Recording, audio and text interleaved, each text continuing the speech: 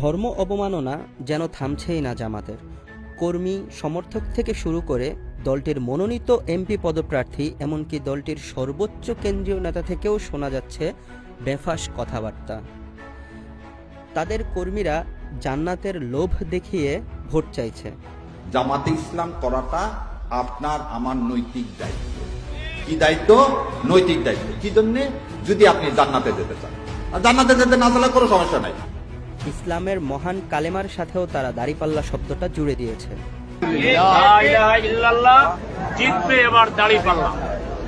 বলছে দাড়িপাল্লায় ভোট না দিলে নাকি কাফের হয়ে যাবে। কেউ যদি চরমুনায় আর জামাতকে সারা ভোট দেয় তাহলে সে কাফের হয়ে যাবে। সোজা কথা, সে কাফের হয়ে যাবে, সে ইসলামের মধ্যে থাকবে না। আবার বলছে বিড়ি খেয়ে দাড়িপাল্লার প্রচারণা চালালেও নাকি পিছনের সব গুনাহ মাফ হয়ে যাবে। আমার ভাই হয়তো কোনোদিন ইবাদত করার সুযোগ পায় নাই, ওই শুকটান দেওয়া বিড়ির মধ্যেও যদি সে ওই দাড়িপাল্লার দাওয়াত দিয়ে আল্লাহর দ্বারে কবুল হয়ে যায়, এমনও হইতে পারে পিছনের সব আল্লাহ মাফ করে দিয়ে তার তো ভালো করি। এমনকি এই মার্কা নিয়ে তারা মহান আল্লাহ তাআলার শনেও অপমাননা করে মন্তব্য করছে।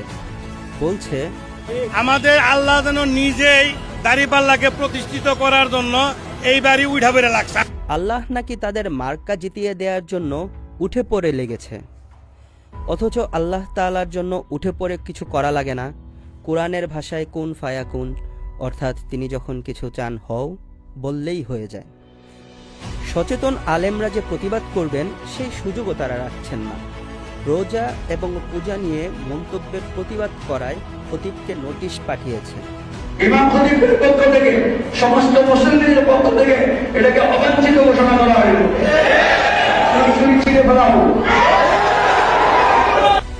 নিরীহ ইমামের চাকুরি তারা কেড়ে নিয়েছেন। তাদের ভুল নিয়ে যেন আলোচনা না হয় সেজন্য কওমি ধারার আলেমদেরকে মসজিদ থেকে সরিয়ে দিতে বলেছে। মসজিদের সাথে ৪-৫ জন দরসে নিজামের আলেম থাকেন, এই জন্য প্রত্যেকটা মসজিদে আমাদের নক করা উচিত এবং মসজিদ কমিটিতে আমাদের ঢোকা উচিত। তাদেরকে নিয়ে ওয়াজের ময়দানে কটূক্তি করেছে। এই দেশে যারা এই চার দেওয়ালের মাঝখানে লেখাপড়া করা মানুষ, এদের সর্বোচ্চ চাহিদা যে একটা মসজিদ আর একটা মাদ্রাসা পেলেই হবে। এমনকি ওয়াজের ময়দান থেকে সাইজ করার হুমকিও দিয়েছে তারা। কওমির আলেমদের বলছি, জামাত ইসলাম নিয়ে, শিবির নিয়ে, মওদুদি নিয়ে অপপ্রচার চালা বন্ধ করুন। আপনি যদি বন্ধ না করেন, সামনে আবারও ৭১ কায়েম করবার জন্য আলেমরা অপেক্ষা করছে। অথচ যে কারণে আলেমরা তাদেরকে অপছন্দ করেন সেই বিশ্বাস ও আচরণ তাদের মাঝে এখনো বিদ্যমান। তারা মুখে বলেন আমরা মওদুদিকে মানি না।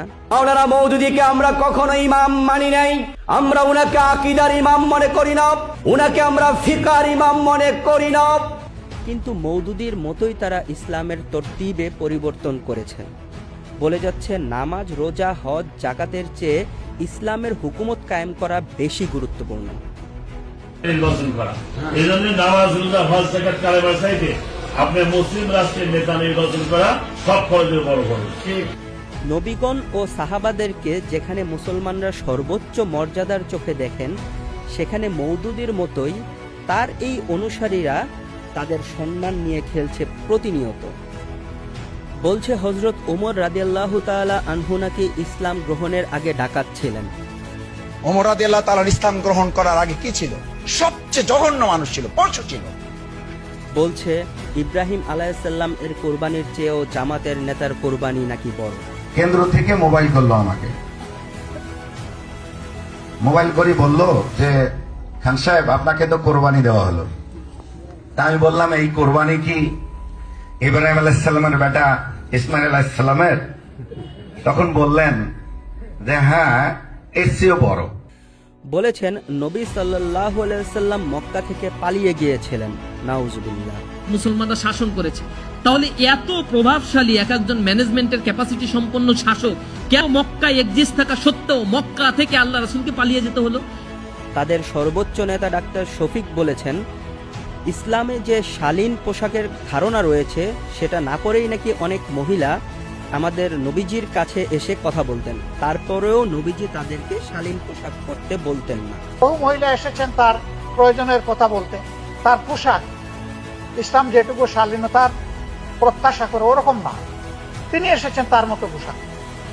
আল্লাহ রাসূল কখনো এমন কোনো এভিডেন্স নাই বলেছেন মা আগে আপনি যান, একটু পোশাকটা শালীনতার সাথে পরে আপনি আসেন।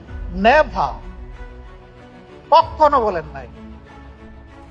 একটা বা দুটা ঘটনা হলে, একজন বা দুজন এরকম বললে সেগুলোকে আমরা বিচ্ছিন্ন ঘটনা বা স্লিপ অফ টাং বলতে পারতাম, কিন্তু এত পরিমাণ ঘটনা যখন আমাদের সামনে আসে তখন এই কথা বলার কোনো সুযোগই থাকে না। স্পষ্ট ভাষাতেই বলে দেওয়া যায় জামাত একটা ভ্রান্ত দল। তাদের প্রতিষ্ঠাতা আবুল আলা মওদুদী ধর্মের যে অপব্যাখ্যা ও অবমাননা করেছিল সেখান থেকে একটুও তারা ফিরে আসেনি, বরং দলটির বর্তমান সদস্যরা দলটিকে আরও বেশি ভ্রান্ত হিসেবে প্রমাণ করছে।